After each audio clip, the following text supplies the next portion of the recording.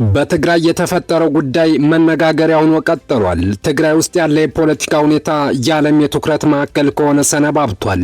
በአማራ በአፋርና በትግራይ ተካሂዶ እስከ 1 ሚሊዮን ለሚጠጋ ሕዝብ እልቂት ዳርጓል የሚባለው የሁለት ዓመቱ ጦርነት በፕሪቶሪያ ስምምነት መቋጨቱን ተከትሎ የተነሳ የፖለቲካ ትኩሳት በየቀኑ እየናረ የትኩረት ማዕከል ሆኖ ቀጥሏል። ለረጅም ዓመታት አንድ የፖለቲካ አስተሳሰብና ድርጅት የነበረበት የትግራይ ክልል በአሁኑ ሰዓት ክፍፍል ውስጥ ገብቷል። ክፍፍሉን የሚጠራጠሩ ቢኖሩም ነገር ግን አሁን ላይ በትክክልም ትግራይ ውስጥ ብዙ የፖለቲካ ኃይሎች እየተፈጠሩ ስለመሆኑ በእርግጠኝነት መናገር ይቻላል። ብዙዎቹ ትግራይ ውስጥ ሁለት ኃይል ተፈጥሯል ይላሉ። ይህ ኃይልም በግልጽ ራሱን ያሳወቀና አቋምም ያለው ነው።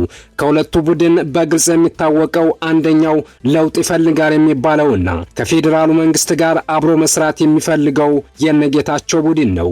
ይህ ቡድን ወጣቱና ደቡባዊ ትግራይ ላይ ድጋፍ ያለው ነገር ግን የሚያዘው ሰራዊት የሌለው በመሆኑ ቦታውን እየተቀማ ያለ ነው። ሁለተኛውና የሚታወቀው ቡድን ደግሞ በነደብረጽዮን የሚመራው ከፋኖ ኃይሎችና ከኤርትራ ጋር ግንኙነት አለው ተብሎ የሚታመነው ነው። ይህ ቡድን የትግራይ ጄኔራሎችን ያቀፈና ከ4 ኪሎ መንግስት ጋር አብሮ ከመስራት ይልቅ ማስወገድን የሚፈልግ ነው። ጄኔራል ጻድቃን ስለዚህ ቡድን ባወጡ ጽሑፍ ላይ በግልጽ ጠቅሰዋል። በስሩ በመቶ ሺዎች የሚቆጠሩ ተዋጊ ያለው በመሆኑ አደገኛ ነው። ጊዜው አስተዳደሩንም በትግራይ በኃይል ያስወገደ ኃይል ነው። አሁን በወጣ መረጃ ግን ትግራይ ውስጥ ሌላ ያደፈጠ እጅግ አደገኛ የሆነ ሶስተኛ ቡድን አለ ተብሏል። ይህ ቡድን ራሱን መግለጽ ያልፈለገ መጨረሻ ላይ ብቻ ድንገት ለመውጣት የተዘጋጀ ነው። እስከ መጨረሻው ድረስ ተከታተሉን። ፖለቲካ ዓለምን የቀየረ ነው። ፖለቲካ የሰው ልጆችን ታሪክ በፍጥነት የቀየረ ነው። የፖለቲካ ትግል በዓለም ላይ አንዳንዶች ፖለቲካ ማለት ውሸት የሆነ ነገር በተዋቡ ቃላት እውነት አስመስሎ መናገር ነው ይላሉ። ሌሎች ደግሞ ፖለቲክስ ኢዝ ደርቲ ጌም ወይም ፖለቲካ ቆሻሻ ጨዋታ ነው ይላሉ። እንደ ጀርመናዊ ኦቶ ቮን ቢስማርክ አባባል ደግሞ ፖለቲካ ነገን የተሻለ ማድረግ ነው ይላሉ። በእኛ ሀገር ፖለቲካ ማለት ምንድነው የሚለው አንድ ብይን የለውም። በእኛ ሀገር ልምድ ግን ፖለቲካ ማለት ሴራ ነው ሊባል ይችላል። ብዙዎቹ የሚስማሙበት ግን እንደሚከተለውም ነው። ፖለቲካ የሚለው ቃል ከግሪክ ዜጋ ከሚል ትርጉም ይነሳል። ፖለቲካ ማለት በቡድን ያሉ ግለሰቦች የጋራ ውሳኔ ላይ ለመድረስ የሚያስችላቸው ሂደት ነው። ይህ ሀሳብ ወይም ለአንድ ዓላማና ሀሳብ የተሰባሰቡ ግለሰቦች የሚሰሩት ስራ ነው። ምንም እንኳ ፖለቲካ የሚለው ቃል ብዙ ጊዜ ከሀገርና ከመንግስት ጋር የተገናኘ ቢሆንም በሌላ አንጻር የሰው ልጆች በቡድን ሆነው በሚገኙበት ማናቸውም ስብስብ ላይ ፖለቲካ አለ። በኩባንያዎች፣ በትምህርት ቤቶች፣ በሃይማኖት መዋቅሮች፣ በቤተሰቦች ውስጥ ሳይቀር ፖለቲካ አለ። የኃይል አመዳደብ፣ የቁጥጥር፣ የውሳኔ ላይ መድረስ፣ የምጣኔ ሀብት ክፍፍል ጥያቄዎች በሁለትና ከዚያ በላይ ባሉ ሰዎች መካከል ሲነሱ ያንን ጥያቄ ለመፍታት በሚደረግ ሂደት በዚያ ውስጥ ፖለቲካ አለ። ከዚህ አንጻር በአንዳንዶች አስተሳሰብ አብዮት፣ ጦርነት፣ ማህበረሰባዊ ግጭት ፖለቲካ ሳይሆን የፖለቲካ ሂደቱ ክሽፈት ናቸው ይላሉ። በሌሎች አስተያየት እኒህም የአጠቃላይ ሂደቱ አካል ስለሆኑ እንደ ፖለቲካ ይወሰዳሉ። ኢትዮጵያ ውስጥ ፖለቲካ ማለት ለፖለቲከኞች ምናልባት የገቢ ምንጭ ሊሆንም ይችላል። የራስን ዘር ማንገሻ፣ ሌላውንም ማጥፊያ ሊሆንም ይችላል። ትግራይ ውስጥ ያለው ፖለቲካ በዚህ ከተለካ ከባድ ውስጥ ትግል ላይ ነው። ፖለቲካ አንድን ዓላማ ለማሳካት አንድ አይነት ዓላማ ባላቸው ሰዎች የሚከናወን ነው ብለናል። ይህን ይዘን ስንሄድ በየትኛውም ጊዜ ፖለቲካዊ ቡድኖች ሊወለዱ ይችላሉ።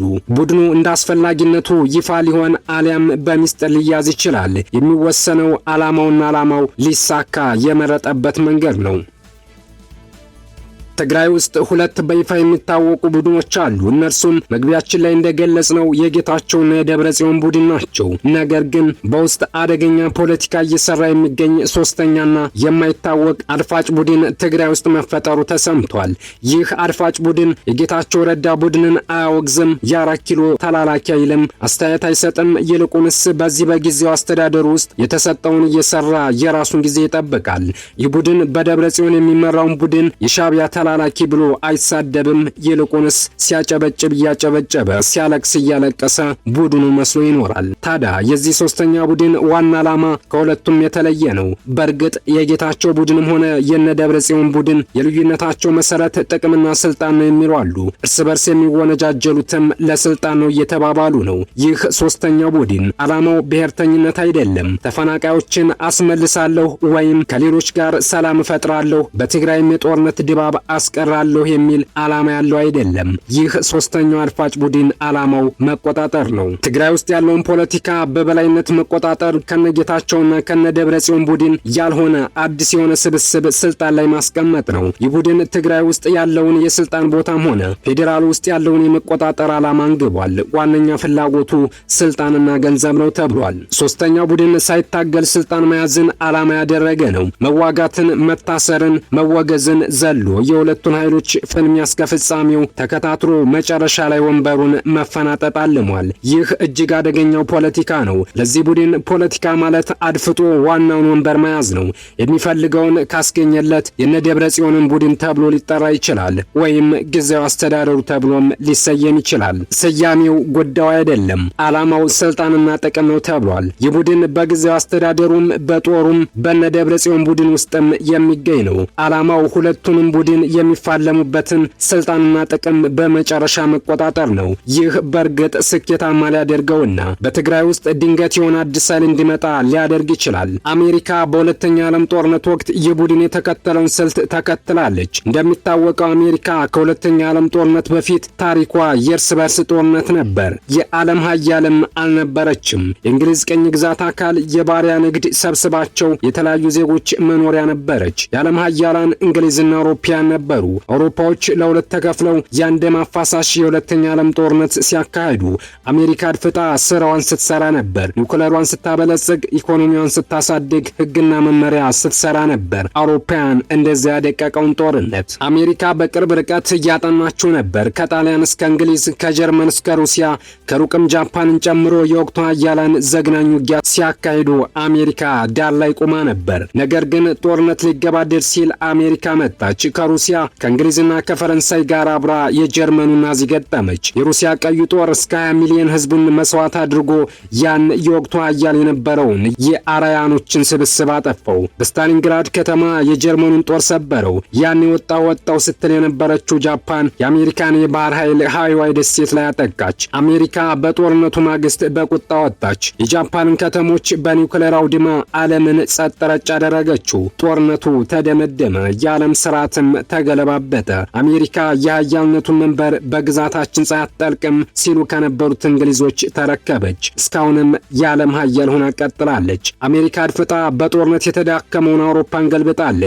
ከዚያም አውሮፓዎችን ስትጠብቅ ኖራ አሁን ላይ ጭራሽ አውሮፓዎችን ወደ ማንገራገር ገብታለች። ይህ የማድፈጥ ፖለቲካ ውጤት ነው። ትግራይ ውስጥ የተደራጀው ሶስተኛው ቡድንም ዓላማውና አካሄዱ ይህን ይመስላል። መጨረሻ ላይ ድንገት መጥቶ ቦታውን መያዝ፣ የታገሉትና ሲናቆሩ እርስ በርስ ሲሰዳደቡ የኖሩትን ቡድኖች ገለል ማድረግን ያቀደ ነው። የቢዎች አለመስማማት ለተቢዎች በጃል እንደሚባለው መሆኑ ነው። ይህንን ቡድን እነማን ይመሩታል የሚባለው ግን አሁንም በግልጽ የሚታወቅ ነገር የለም። ምናልባት ዛሬ ሚዲያ ላይ የአንደኛው ቡድን ወገን ሆነው የምናውቃቸው ሰዎች በውስጣቸው ሶስተኛው ቡድን አባል ሊሆኑ የሚችሉበት እድል አለ። አበቃን። መልካም ጊዜ ተመኘን።